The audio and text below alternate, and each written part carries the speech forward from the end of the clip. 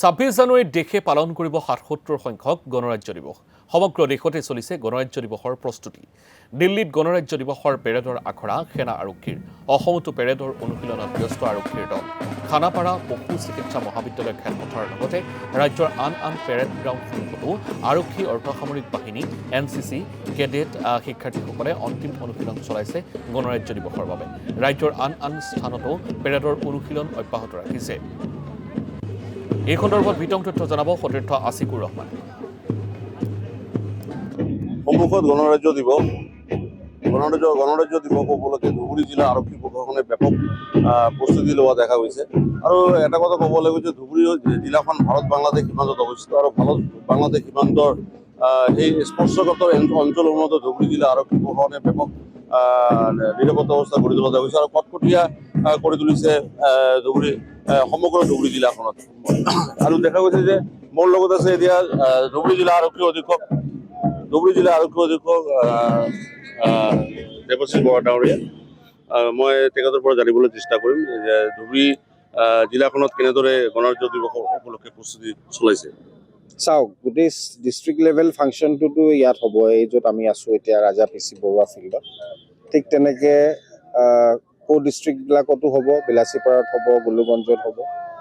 ইয়াত আপোনালোকে দেখিছে প্ৰায় আমাৰ এতিয়া 12টা কণ্টিনজেণ্ট আহিছে, অসম পুলিচ, NCC, হোমগাৰ্ডছ মিলাই।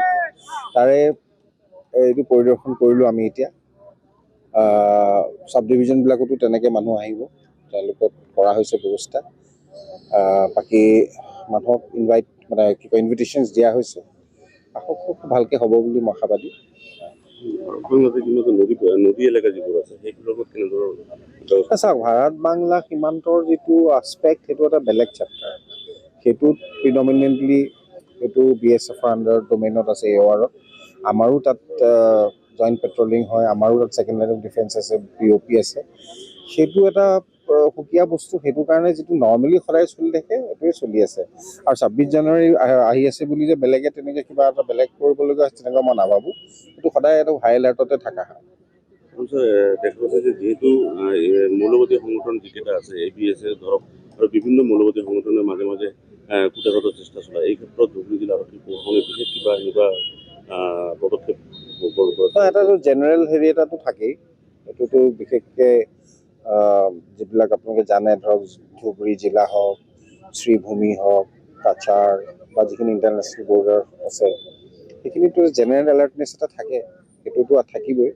আৰু সেইটো কাৰণে বিশেষকৈ অকল জিহাদী বুলি নহয়, বাকী এলিমেণ্টছবিলাকৰ কাৰণেও আমি আমাৰ দুটা ছিষ্টেম থাকে, দুটা টিয়াৰ। এটা হ'ল অফেন্সিভ, এটা ডিফেন্সিভ।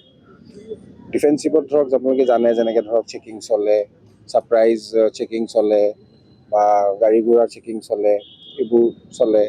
আৰু অফেন্সিভত কিছুমান নিৰ্দিষ্ট ইনফৰ্মেশ্যন বা কিছুমান ভালনাৰেবল জেগাত আমি হিট কৰা হয়।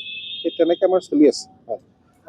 হয়, নিশ্চয়কৈ ক'ব লাগিব যে ধুবুৰীৰ ৰজা হয়, আছিকুৰ এই মুহূৰ্তত আপোনাক ধন্যবাদ জনাইছোঁ।